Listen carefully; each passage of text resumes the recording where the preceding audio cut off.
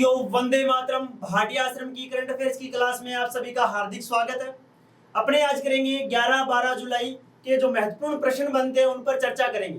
तो चलिए चलते अपने पहले प्रश्न पर।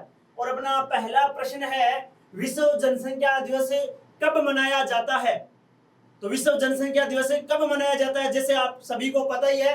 और अपने सामने आंसर है कौन सा, 11 जुलाई को विश्व जनसंख्या दिवस मनाया जाता है।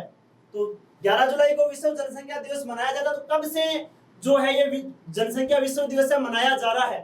तो 1979 में संयुक्त राष्ट्र विकास कार्यक्रम, सभी ने नाम सुना है, यूएनडीपी, जो अपना संयुक्त राष्ट्र है उसी की संस्था है यूएनडीपी। उसकी जो गवर्निंग काउंसिल है उसके द्वारा ये स्थापना की गई थी कि जो अंतरराष्ट्रीय जो या अपने विश्व जनसंख्या दिवस है वो 11 जुलाई को मनाया जाएगा। अभी चर्चा में सबसे मुख्य ये है कि जो उत्तर प्रदेश सरकार है, कौन सी, यूपी सरकार के द्वारा 2021 से 30 के लिए एक जनसंख्या नीति लाई जा रही है। कौन सी, जनसंख्या नियंत्रण पर क्या है, अपनी एक नीति ला रहे हैं जिसमें क्या है, कुछ प्रावधान होंगे। जैसे 2 बच्चे से अधिक होने पर उनको नियुक्ति प्रमोशन नहीं किया जाएगा, उनका कोई भी जो सरकारी योजना है उसमें उनको लाभ नहीं मिलेगा। तो जनसंख्या नियंत्रण के लिए भारत में यूपी सरकार के द्वारा 2021 से 30 के लिए एक जनसंख्या नियंत्रण के लिए एक नीति लाई जा रही है। ये बहुत ही इंपॉर्टेंट प्रश्न है। तो चलिए चलते हैं अपने अगले प्रश्न पर। अगला प्रश्न है, हाल ही में किस मंत्रालय द्वारा एआई आधारित, एआई आर्टिफिशियल इंटेलिजेंस, ठीक है, कृत्रिम जो बुद्धिमत्ता है उस पर आधारित है, असीम पोर्टल, कौन सा, असीम मतलब आत्मनिर्भर स्किल्ड एम्प्लॉयड मैपिंग नाम का डिजिटल प्लेटफॉर्म शुरू किया गया है? किस मंत्रालय के द्वारा शुरू किया गया है? ऑप्शन है ऊर्जा एवं खनिज मंत्रालय, दूसरा ऑप्शन है सामाजिक एवं परिवार कल्याण मंत्रालय, तीसरा है कौशल विकास और उद्यमिता मंत्रालय, चौथा इनमें से कोई नहीं। आंसर आपके सामने पड़ा ही है, कौन सा है, कौशल विकास और उद्यमिता मंत्रालय। अब ये है क्या पोर्टल, किसके द्वारा निर्माण किया गया? चलिए चलते हैं, इस पर चर्चा करेंगे। जो असीम पोर्टल है वो क्या है, रोजगार क्षेत्र में कुशल कार्यबल की कमी करना और कमी को दूर करना, यहां पर करेक्शन कर लीजिएगा, कमी को दूर करना और सूचना प्रवाह में सुधार करने के लिए। जैसे लॉकडाउन में क्या हुआ, जो जितने भी कंपनियों में मजदूर काम कर रहे थे वो सभी क्या है अपने जो मूल स्थान है घरों की ओर रवाना हो गया, जिसकी वजह से क्या है अब दोबारा उनको कोई समस्या ना हो, या कंपनी है उसको कोई समस्या ना हो कि कार्यबल को कुशल जो रोजगार पाना चाहते हैं जो श्रमिक है उनको जो हायर करने के लिए जो असीम पोर्टल है इस पे क्या सूचना मिलती रहेगी, कंपनी को भी सूचना मिलेगी और जो रोजगार प्राप्त करने वाले हैं उनको भी सूचना मिलेगी। आप यहाँ पर इस पर ये क्वालिफिकेशन है, इन आधारों पर आप रोजगार प्राप्त कर सकते हैं। तो ये इसका जो प्रबंधन है वो कौन करेगा, एनएसडीसी। एनएसडीसी क्या है, राष्ट्रीय कौशल विकास निगम, जो अपना राष्ट्रीय कौशल विकास निगम है वो इसका प्रबंधन करेगा। और ये पोर्टल बनाया गया है बेंगलुरु में, एक कंपनी है, कौन सी, बेटर प्लेस, कौन सी है, बेटर प्लेस के साथ विकसित किया गया है। एनएसडीसी ने, दोनों ने मिलकर इस पोर्टल का निर्माण किया है जो बहुत ही उपयोगी है। चलिए चलते हैं अगले प्रश्न पर। और अगला प्रश्न अपना है, अपने कवर कर चुके हैं इसको, जो अपने पीछे की जो जून का जो करंट अफेयर्स है उसमें कवर किया था। कि प्रश्न अपना पढ़ते हैं पहले, हाल ही में किस राज्य में कोविड-19 का कप्पा वेरिएंट, मैंने आपको एक वेरिएंट और बताया था, जो भारत के जो WHO है उसके द्वारा स्थानीय क्षेत्र पर जो कोविड के वेरिएंट है उनको नाम दिए गए हैं। तो भारत के 2 वेरिएंट थे, एक तो ये कप्पा था, दूसरा था डेल्टा।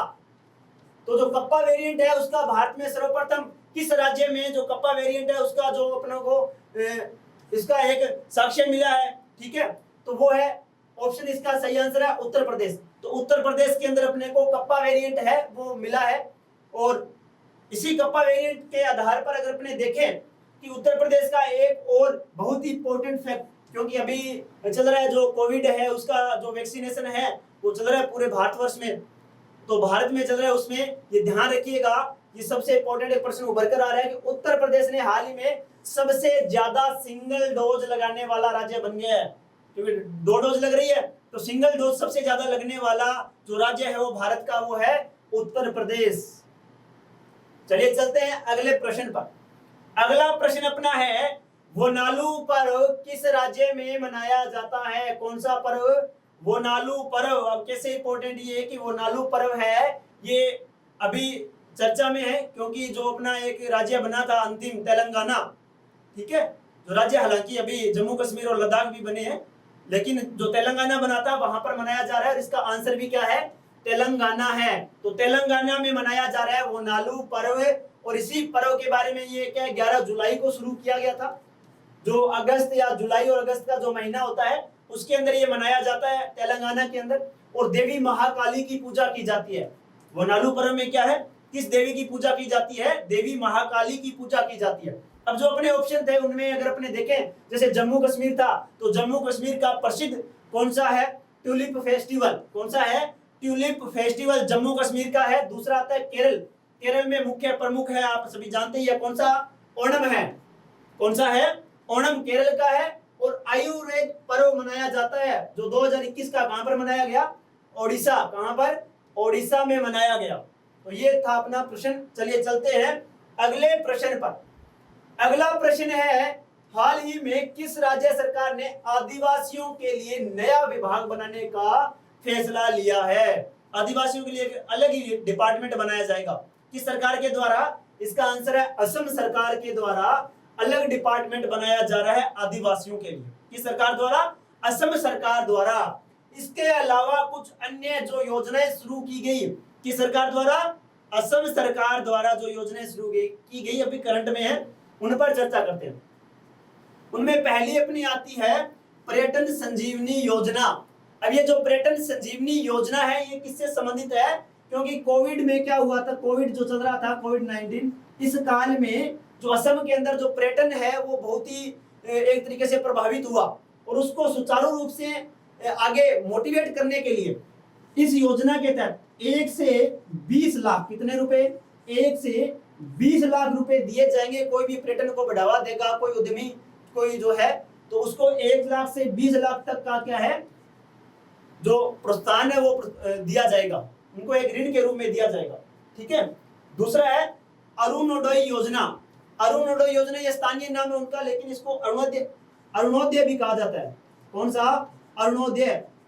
जो अरुणोदय योजना इसके तहत क्या है, जिस तरीके से अपने देखते हैं कि कोविड के चलते क्या जो गरीब और जो आर्थिक पिछड़े जो लोग हैं, गरीब है, उनके लिए क्या है कि सरकार के द्वारा 1000 रुपए पर मंथ के हिसाब से भेजे जा रहे हैं। तो उसी प्रकार इन्होंने भी क्या अरुणोदय योजना के तहत असम सरकार द्वारा 830 रुपए पर मंथ, जैसे 830 रुपए पर मंथ उनके खाते में डायरेक्ट डीबीटी के तहत भेजा जाएगा, डायरेक्ट बेनिफिट ट्रांसफर किया जाएगा।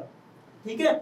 अगली आती है धनवंतरी योजना। ये क्या है, धनवंतरी योजना के तहत कोविड काल में क्या जो घर पे है उनके लिए घर पर ही दवाएं उपलब्ध करवाने के लिए, क्योंकि एक ऐसा सेंटर बनाया गया जिसमें आप क्या एक पोर्टल बनाया गया धनवंतरी, और उस पर ही आप क्या करेंगे, अपनी जो दवाएं मंगाना चाहते हैं वो ऑनलाइन करेंगे और फिर वो क्या है वही सेंटर से उनको घर पर उपलब्ध करवाई जाएगी। इसमें नियम क्या है, इसके तहत 200 रुपए तक की क्या निःशुल्क रहेगी दवाएं, और उसके आगे की जितनी भी होगी उन पे शुल्क लगेगा। तो ये था अपना अगला प्रश्न। चलिए चलते हैं अगले प्रश्न पर। अगला बहुत ही इंपॉर्टेंट प्रश्न आ रहा है, कौन सा, हाल ही में ट्विटर ने किसे भारत में मुख्य शिकायत अधिकारी के रूप में नियुक्त किया है। चर्चा में रहा था कौन सा, ट्विटर, क्योंकि शिकायतें आ रही थी डाटा लीक की और अन्य जो पोस्टें होती है उनके बारे में शिकायतें आ रही थी। ठीक है। तो भारत के द्वारा कहा गया कि हमारा जो आईटी नियम है उनको आप क्या लागू करें, उनको माने। तो ट्विटर लगातार मना कर रहा था, लेकिन हाल ही में उसको मान लिया और एक शिकायत मुख्य शिकायत अधिकारी भी नियुक्त किया है। किन्हें नियुक्त किया है, विनय प्रकाश को। किन्हें नियुक्त किया है, विनय प्रकाश को नियुक्त किया है। तो यही बात अपने बात की कि आईटी जो कानून है भारत का उसको ट्विटर ने मान लिया है और इसके बाद विनय प्रकाश को क्या एक मुख्य शिकायत अधिकारी के रूप में नियुक्त किया है। अब बात करें ट्विटर की तो स्थापना 2006 में हुई सैन फ्रांसिस्को में, और इसके जो सीईओ है वर्तमान में जैक डोर्सी हैं। कौन है, जैक डोर्सी। और इसका मुख्यालय कहां पर है, सैन फ्रांसिस्को में ही है। ठीक है। चलिए चलते हैं अगले प्रश्न पर। अगला प्रश्न कौन सा है, वो ये है किंगदाओ बंदरगाह शहर जो बड़े पैमाने पर शैवाल के बढ़ने से चर्चा में रहा, किस देश में है। जैसा कि आपको यहाँ पर उत्तर दिखाई दे रहा है, कहां पर है, चाइना में है। कहां पर है, चाइना में। जो किंगदाओ बंदरगाह है ये चाइना का बंदरगाह है।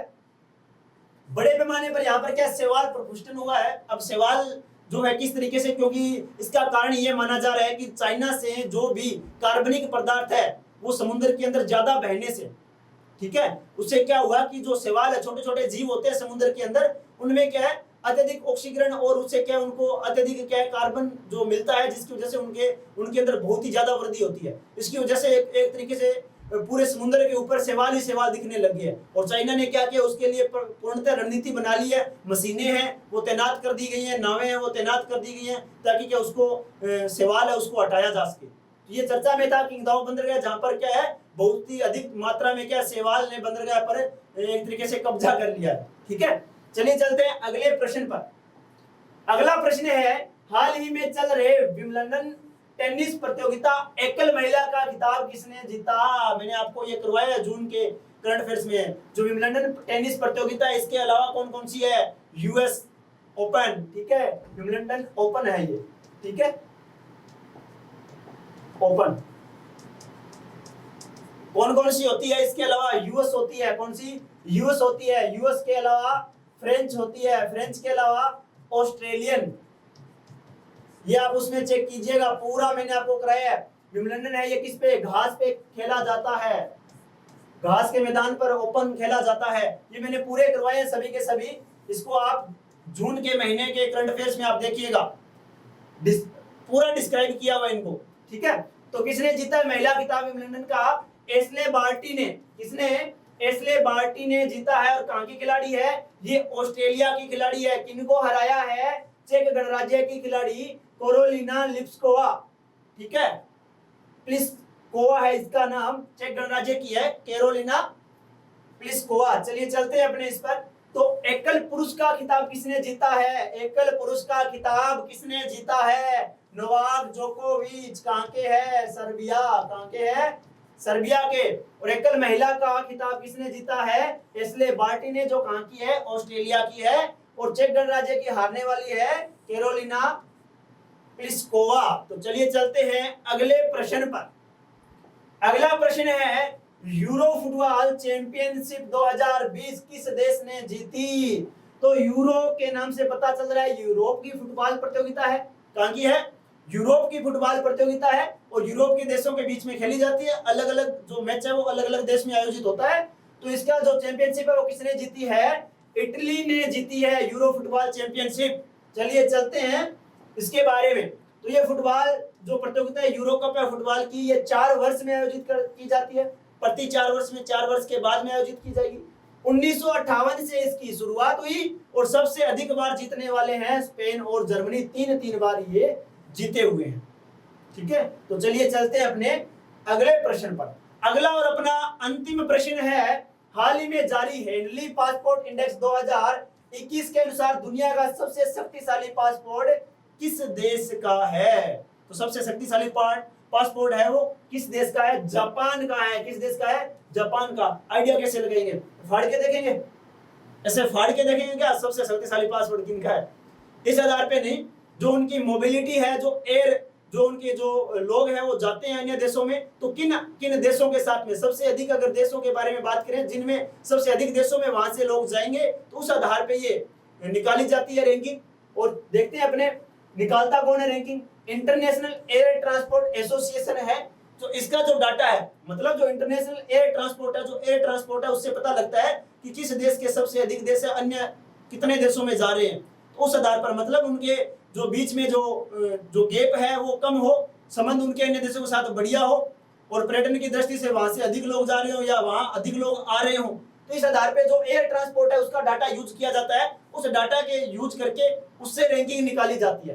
तो फर्स्ट रैंक है जापान की, दूसरी रैंक है सिंगापुर की, दूसरी रैंक है सिंगापुर की, और थर्ड रैंक है जर्मनी की। भारत की कौन सी रैंक है? भारत इसमें 90 स्थान पर है। कौन सा स्थान है इसमें? 90 जो रैंक है वो है भारत की। और लास्ट रैंक आई है अफगानिस्तान की। किसकी है? अफगानिस्तान की 116वें स्थान पर, कि सबसे कम लोग जाना चाहते हैं वहां पर। ठीक है, तो 116वीं जो रैंक है वो अफगानिस्तान की है। और जो अगर अपने देखें तो संयुक्त रूप से जो रैंक है, हालांकि इन्हीं को संयुक्त रूप से इनकी रैंकिंग जो अगर अपने देखें तो यही आ रहे हैं फर्स्ट, सेकंड और थर्ड में। ठीक है, तो ये अपने देखा जो हेनरी रिपोर्ट आई है जो 21 की, उसमें first rank Japan, second Singapore और थर्ड है जर्मनी। तो चलिए अपने आज की जो करंट अफेयर्स की सीरीज है उसमें आज के लिए बस इतना ही। जय हिंद, जय भारत।